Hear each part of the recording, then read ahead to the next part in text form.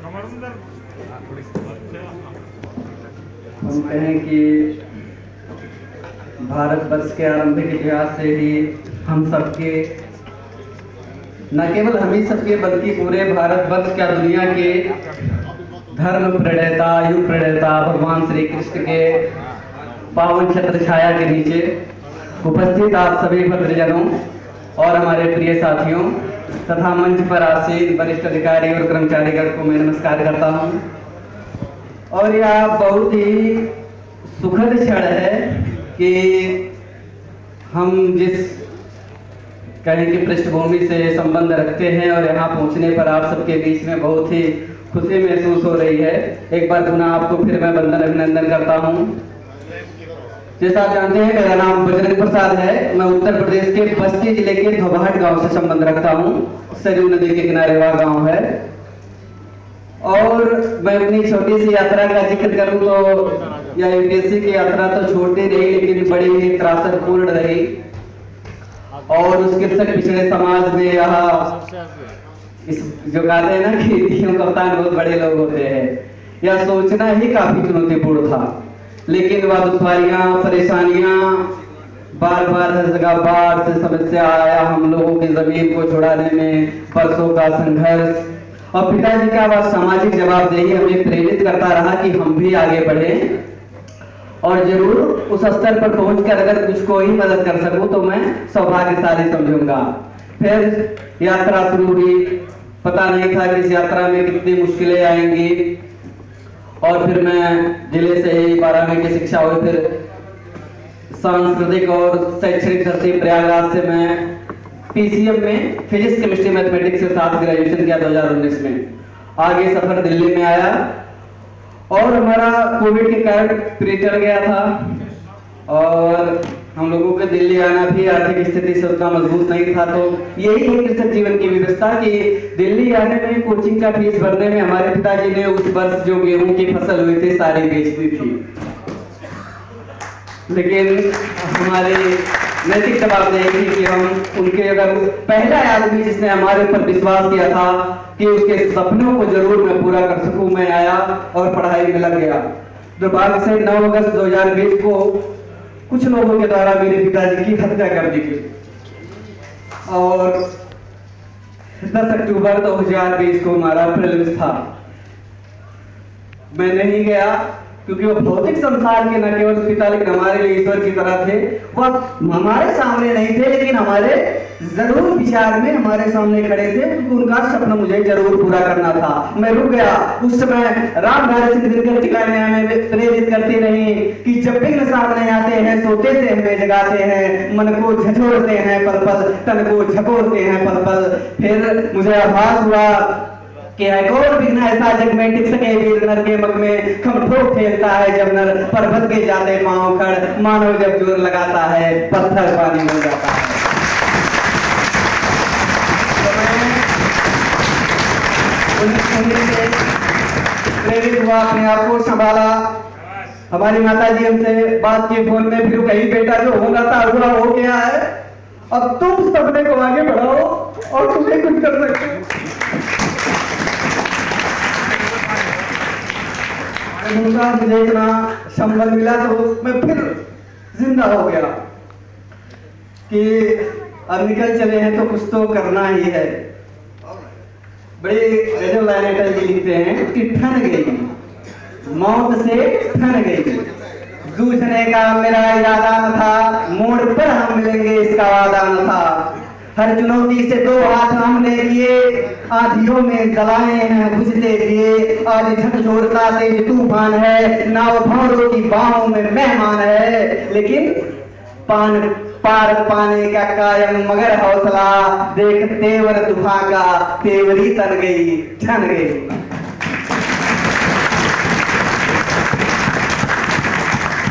पूरा संधान किया। हमारी एज भी हुई थी 21, पहला एग्जाम भी था। पता नहीं किस एग्जाम से मेरा क्या शुरू से लगा होता कि मैं चाहता था कि जो ही किस हो जाऊंगा तुरंत मैं दे दूंगा, चाहे पास हो जाऊं या फेल हो जाऊं, इससे फर्क नहीं पड़ता। हमारे गांव में कहावत है कि अखाड़े में मरुआ पहलवान होते हैं। एक बार फेल होऊंगा, 2 बार होऊंगा कुछ बेइज्जती भी होगी कि फिर दूसरे सीखूंगा फिर खड़ा हो जाऊंगा, लेकिन मेहनत करने का और मेरा कॉन्फिडेंस हमेशा हाई था। पूरे एग्जाम प्रणाली में टाइम हमारे पास नहीं, लास्ट टाइम कम था या। तो पिछली बार था मैं तो समय बड़ा कम था कॉन्स्टिट्यूशन क्लब में। तो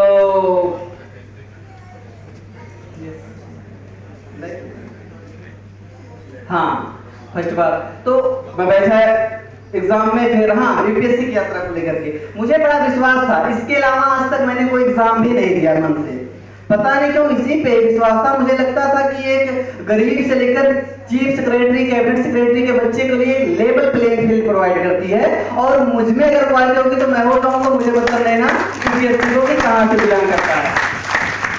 मैं तैयारी तो बाद में शुरू किया, लेकिन ये परसेप्शन बड़ा पहले से ही बनाना शुरू कर दिया था। जब मन में आ जाता है करना है तो अच्छा, इसीलिए मैं कहता भी हूँ कि लोग यहाँ या गांव गया था इतना सब पहुंचे थे, तो मैं कहता था बच्चों को लाए। असली प्रेरणा उन लोगों के लिए है। हम गांव से संबंध रखते हैं तो वहाँ बच्चों से दरोगा से मिलना कठिन बात है, डीएमएसपी कहाँ दिखेंगे, तो वो प्रेरित होते हैं, फोटो खींचते हैं कि हाँ हमारे भैया फला फला हुए। तो हम सबके साथ ऐसा कोई नहीं था, लेकिन कॉन्फिडेंस बहुत मजबूत था कि जरूर बन जाएंगे। इसके परीक्षा पैटर्न को देखता था, क्वेश्चन देखता था, पिछले वर्षों के क्वेश्चन या अधिकारियों की कार्यप्रणाली, तो मुझे लगता था कि ये हो जाएगा, जरूर हो जाएगा। मेहनत करनी है तो मेहनत तो करेंगे ही। हम कितने भी बुरी स्थिति में हो, कितना भी हमारा समय खराब हो, लेकिन अगर हमारे पास में आत्मविश्वास है, मेहनत है, तो जरूर हम कर ले जाएंगे, क्योंकि वो तो पहले की ऑलरेडी है। तो यात्रा ऐसे लंबी रही। कक्षा 12वीं में ये जो पढ़ाई में आप देखेंगे तो ऑप्शनल पेपर होते हैं, तो सब होते हैं लगभग 20-25 होते हैं। उस दौर में 11वीं 12वीं में मैं सोचता था कि सभी ऑप्शनल पेपर आएंगे, अरे कितना 50 पेपर ही तो होगा। इतना मेंटली प्रिपेयर था उस समय कि 50 ही पेपर तो देने हैं, इससे ज्यादा तो नहीं देना है। तो जब आपके पास में केवल यही एक सपना कोई होता, कोई भी सपना, ना केवल यूपीएससी कोई भी, तो आप उसको सोचते हैं, जीते हैं, हर क्षण वही आपके साथ होता है। एक बड़ा गजब हिंदी का गाना है ऐसे कि मैं आज बोलता हूँ, मैं तुझको पूजता हूँ, मैं तुझ में खो गया हूँ और खुद को ढूंढता हूँ। तो ऐसे यूपीएससी कुछ है, आपको ढूंढना पड़ेगा। पहला प्रयास दिया ईश्वर की कृपा से, हनुमान जी महाराज की कृपा से कि पहले प्रयास में मेरा प्रीलिम्स हो गया, निकला ऑप्शन नहीं तैयार, तो 3 महीने का कड़ी मेहनत किया। दुर्भाग्य से मेंस कुछ नंबर से रह गया। उसमें हालांकि ये रहा कि पहला प्रयास, ज्यादा आंसर राइटिंग नहीं, तो गलती थी, 200 नंबर गलत हो गए। जहाँ 10 नंबर मायने रखते हैं वहाँ ज्यादा। तो रिजल्ट आया, मैं समझा कि ओ बड़ा करीब में हो, यानी कि निकल सकता है। तो भले नहीं निकला, लेकिन निकल सकता है बाद में। तो फिर मैं कहा कोई बात नहीं। अब देखिए ओवर कॉन्फिडेंस, सोचा कि पहले बार में प्री निकल गया। यही है, कोई परीक्षा की मजबूरी और लाचारी नहीं देखती है। आप जितनी भी बुरी स्थिति से हो, अच्छी स्थिति से, उसका फर्क पड़ता, उसको तो टैलेंट चाहिए। कोई डीएम अगर कोई समस्या आ गई है, अक्सर तो नहीं कर सकता है कि हम गरीब परिवार की हम नहीं हैंडल कर पाएंगे, तो योग्यता के लिए कोई समझौता नहीं ना दिया। अब कॉन्फिडेंस ज्यादा और दूसरी बार में फ्री नहीं हुआ, और हम कहे चलो कुछ कॉन्फिडेंस जो ओवर हुआ था कम हुआ। फिर तीसरे प्रयास में उन्हीं गलतियों को सुधारा, निरंतर मेहनत किया, और अब की बार में प्री हुआ, मेंस हुआ।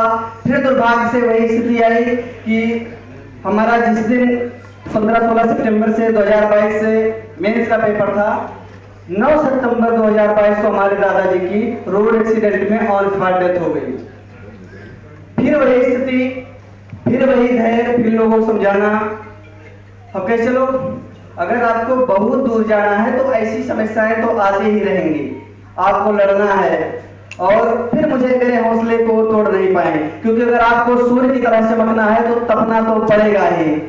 तो मैं पुनः खड़ा हुआ, अच्छे से मेंस परीक्षा दिया, पूरा ध्यान तर्मन उसी परीक्षा में रहा, और सौभाग्य से 6 दिसंबर 2022 को रिजल्ट आया।